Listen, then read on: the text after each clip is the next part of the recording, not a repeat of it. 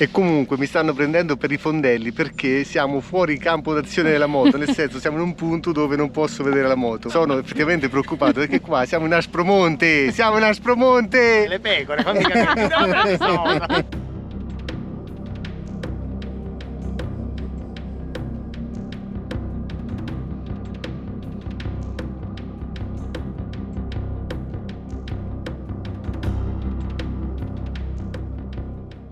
Siamo stati benissimo, questo grazie a Rocco che ha organizzato il tutto. Stava iniziando a piovere come vedete dai miei occhiali. Purtroppo si è un po' tornati indietro e questo va detto con l'unificazione d'Italia. Purtroppo il Sud Italia ha pagato un prezzo alto con l'unificazione d'Italia del 1861. Senza girarci troppo intorno, l'unità d'Italia è in realtà stata voluta da un nord ricco e produttivo, che però negli anni subito dopo l'unificazione d'Italia ha in parte depredato quello che è stato il Sud Italia, spostando fiorenti industrie all'avanguardia del sud, spostandole dal sud al nord. Assolutamente questa non vuole essere polemica, vuole semplicemente parlare della storia che ha attraversato il nostro paese. È o non è una zona fantastica, nonostante il brutto tempo?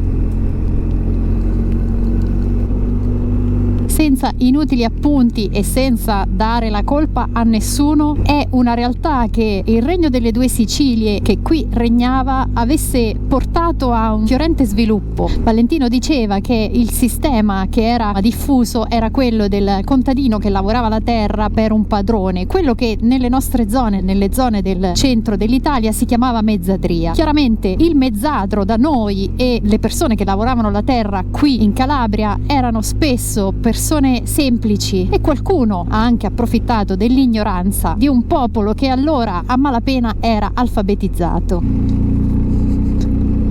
Il motoclub di Rocco invece, prima moto davanti a noi, si chiama 19ª Colonia Italica. Questo perché le colonie della Magna Grecia qui in Calabria erano 18, quindi lui ha voluto omaggiare la Magna Grecia a suo modo creando la 19ª. E in questi giorni nelle strutture in Sicilia, come avevamo già affrontato il discorso qui con loro in Calabria, c'è il discorso dei giovani che lasciano il sud Italia per trasferirsi o al nord o in altri paesi. È vero che in qualche caso può essere stata un'esigenza, però in questo momento anche turisticamente ci sarebbe molto da fare, ma magari un giorno tornerà la passione di valorizzare l'Italia in generale, perché la cultura dominante è stata quella di allontanarci dalle tradizioni e da una cultura che sono impareggiabili. Quello che vediamo giù in fondo, una riga d'acqua, un rigolio, in realtà un tempo era un fiume enorme. Guardate che strade, qui sembra quasi l'Argentina, il nord dell'Argentina. Mamma mia ragazzi, che terra!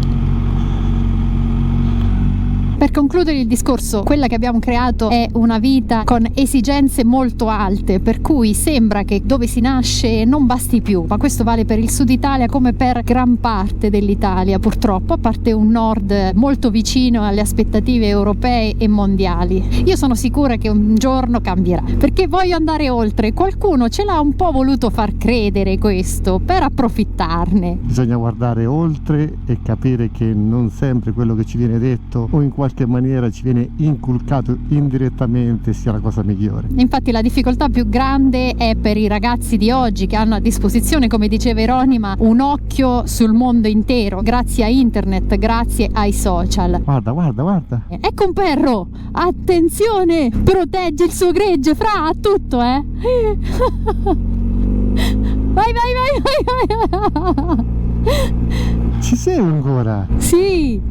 Io gli vorrei stringere la zampa, ma non penso che convenga. Protegge il suo gregge, così si fa. Nel frattempo la temperatura è scesa a 15 gradi e siamo a 1165 metri di quota. Ovviamente le nuvole rendono il tutto più tetro, anche al tempo stesso più affascinante, però se ci fosse stato il sole la vista sul mare sarebbe stata bellissima. Mamma mia, guarda qua.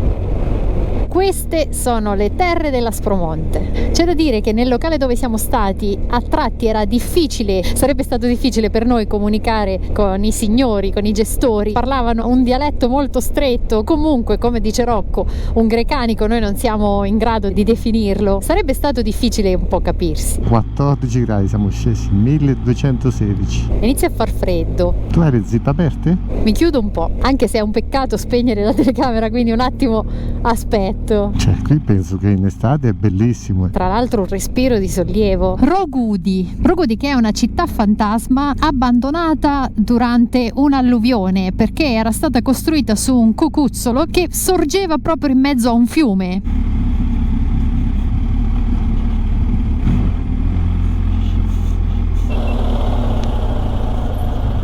Ci sono alcune curve a gomito, sembra il tratto della carretera Austral però asfaltata di quando siamo scesi dal parco Keulat, se non sbaglio poco prima di arrivare a Puyuapi. Comunque questo sarà il 10° tornante a 360 gradi.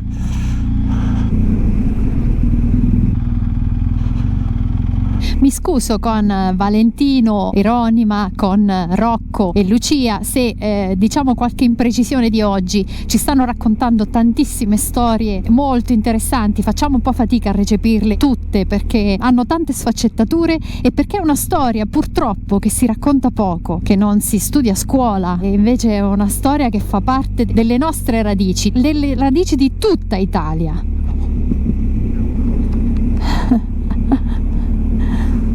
Questo dopo c'è da dire che è un momento bellissimo. L'autunno, mi permetto di dire che è il momento più bello. I colori che tutta la vegetazione intorno assume fungono un po' da abbraccio, forse perché sono colori caldi. Un'arenaria. Frana Colella, Rocca del Draco. E diamo indicazioni proprio per poterci tornare, non ve lo perdete ragazzi.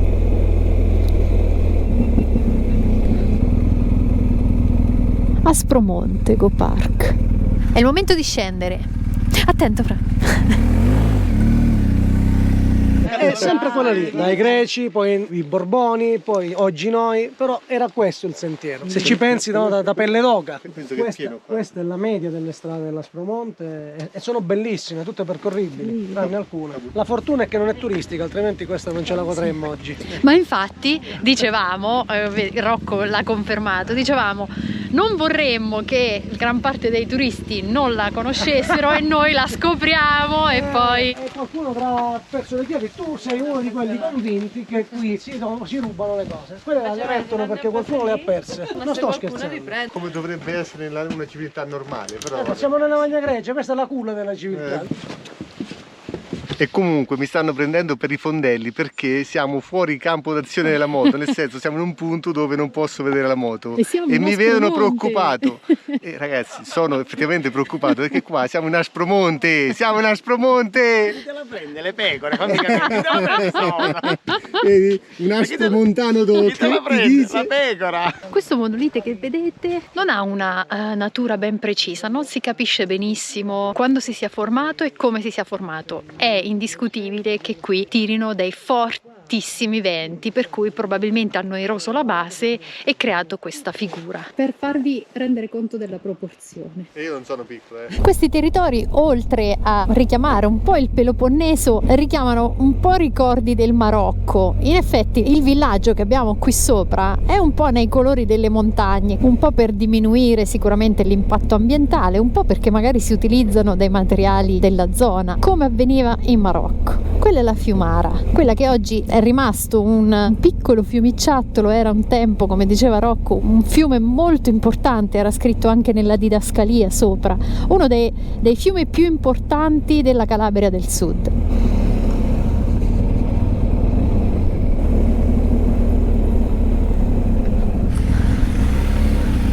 Qui prendiamo un po' di ripio. Almeno torniamo un po' in Sud America nel vero senso della parola, questa volta con la sorellona.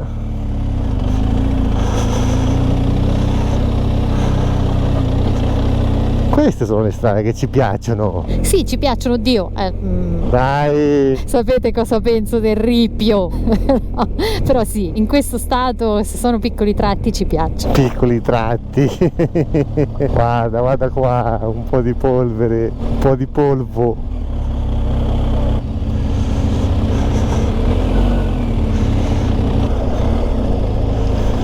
Il fiume che taglia le montagne è impressionante, guardate, si vede fino in fondo. Ma dove vi portiamo? Dove vi portiamo? Poi con la motocarica, ragazzi, se ci riesco io potete venire tranquillamente anche voi. Sembra un film, un set cinematografico, guarda. Quello che diceva Rocco, si dice spesso, no? Villaggi fermi nel tempo. Questo è davvero fermo nel tempo, fermato improvvisamente in quegli anni, inizio 1970, quando in realtà si stava svolgendo la vita normale. Bellissimo! Rocco ci sta dicendo che qualche turista viene, in più d'estate si organizzano degli eventi, soprattutto musicali, proprio per il luogo suggestivo. Infatti questi lampioni che vediamo sono stati inseriti dopo. Comunque il letto del fiume è impressionante. Francesco è lassù che sta facendo volare il drone.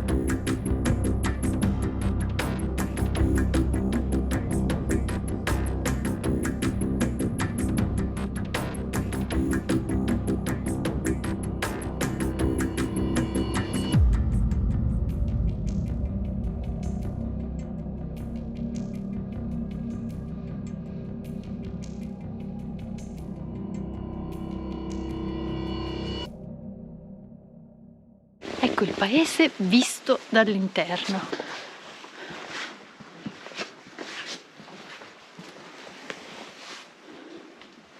Siamo arrivati in piazzetta. Ecco un interno com'era, come è stato lasciato. Il bagno. È stato un po' lasciato tutto mentre la gente faceva la propria vita. Qui è caduto il solaio.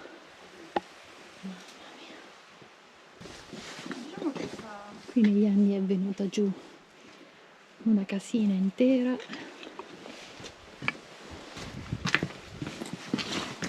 Porte piccolissime tra l'altro. Sì. E questo era così negli anni 70, inizio anni 70. E comunque stiamo notando anche con Eronima che stanno cercando di valorizzarlo. Prima o poi riprenderà nuova vita.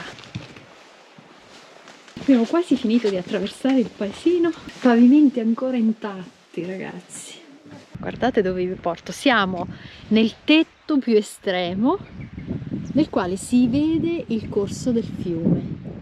La posizione in effetti di Rogudi era piuttosto estrema.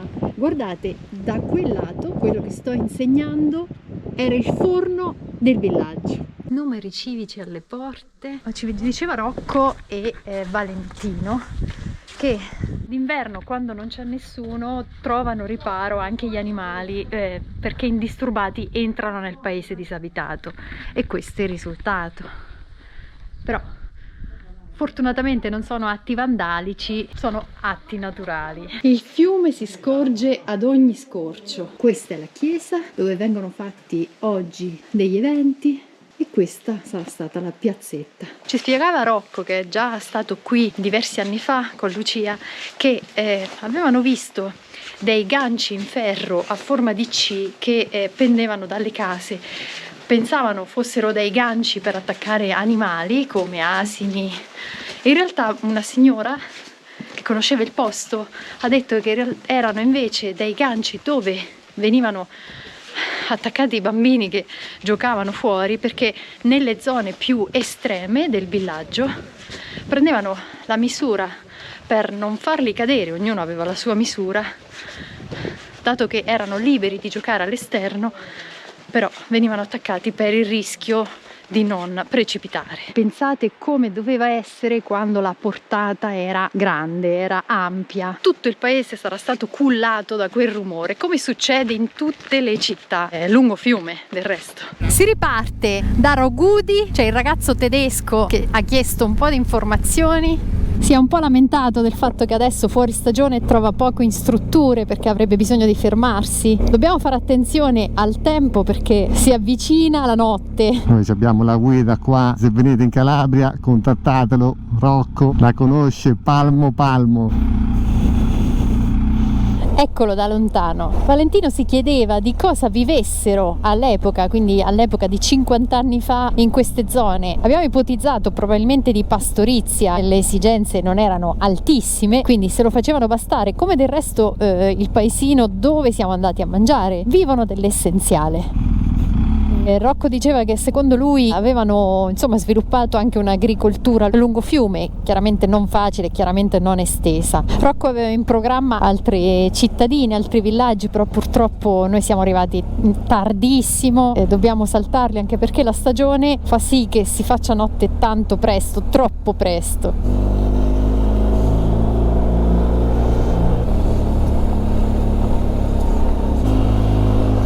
Questo è l'Aspromonte. Siamo arrivati sul primo villaggetto montano in parte abitato. Mamma mia, sembra un ghiacciaio.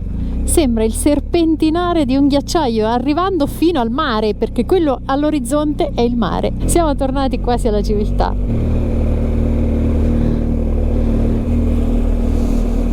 Nel pomeriggio festivo del 1° novembre di Ognissanti, odore di fumo, quindi di castagne magari arrostite, di caldarroste. Andiamo a chiedere se ce ne vanno un po', che non le abbiamo ancora assaggiate quest'anno. Onestamente dopo il pranzo di oggi io starei anche a posto per tutta la giornata. Dovremmo essere a posto per altri 2 giorni, però Perro! carino. Guardate che scena, sembra neve, sembra una scena apocalittica, non lo so. La notte è scesa, vorrei rimettere le sospensioni in rododinamiche, perché una cosa che ho notato è che quando le metto in Enduro Pro vanno benissimo sulle strade sconnesse, però devo viaggiare a bassa velocità perché sento il mono dietro che si impacchetta e questa cosa non mi piace tanto sul Cardano. Preferisco le dinamiche oppure magari rallentare un po' sui dossi. Questa però è una mia fissa, non mi piace quando la sospensione si impacchetta, soprattutto su un Cardano come questo del GS che ha il doppio snodo. Sulla Tenerona mi preoccupa di meno perché lo snodo del Cardano è un Cardano semplice e è unico, non è doppio come questo. Siamo a Ciorio, posta e telegrafo.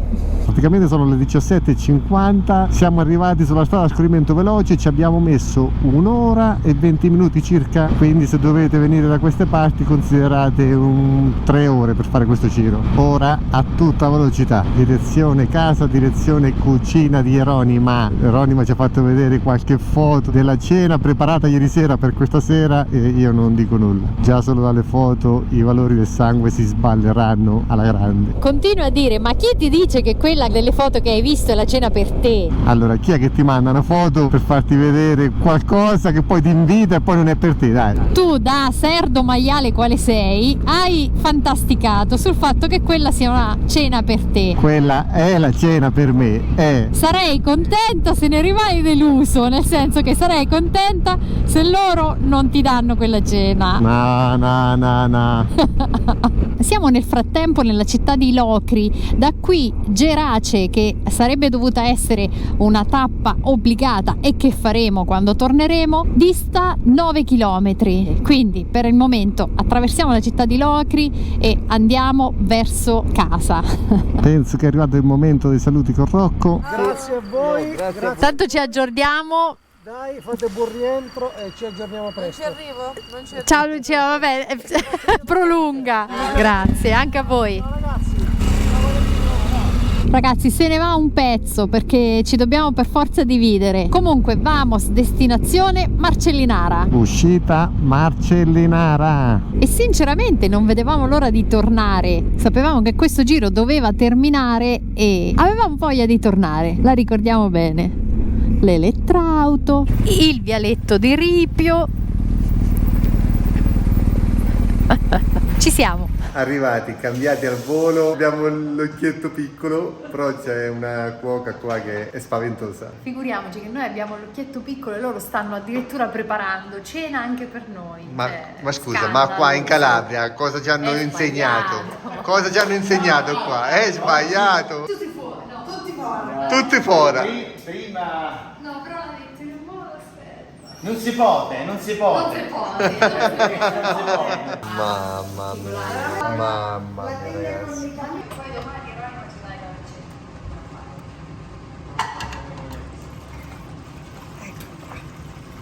Perfetto. Ok. Dimensione del piatto, che la mia mano è grande. Da questa parte è meno piccante, così Perfetto. dal centro poi è più piccante. Comunque ci sono polpette, l'uovo sodo, la provola. le polpette sono fritte. Assolutamente, no, non sono fritte. Non è una frittura pesante, queste qua sono bollite nell'olio. Ho capito, quelle cose, quelle, cioè, hai capito sa? Cioè, Certo. bisogna saperle venderle le cose. Esattamente, infatti quando conosceremo la mamma di Valentino, prima o poi, farò insegnare qualche segreto su come raccontare la cosa giusta per star tranquilli noi e per far tranquilla lei. Comunque sa, quello che dobbiamo fare, dobbiamo cercare la maniera per clonare quella donna che sta là in fondo. Cioè, io intanto ve lo faccio vedere per l'ultima volta, poi aprite il frigorifero e sono cavoli vostri. Come? Dopo una giornata di moto, 10 ore di moto. Non ci voleva qualcosa di caldo? Mamma mia ragazzi, mi dispiace per voi. Baby, for love, go all for love, we're going for love, for beating hearts off the charts, love, go all for love, we're going for love, baby, going for love, I bet you'll get it right, but don't get me wrong, say what you gotta say, say what you gotta say, go like a satellite, just go like a star now, say what you gotta say, say what you gotta say, take it to the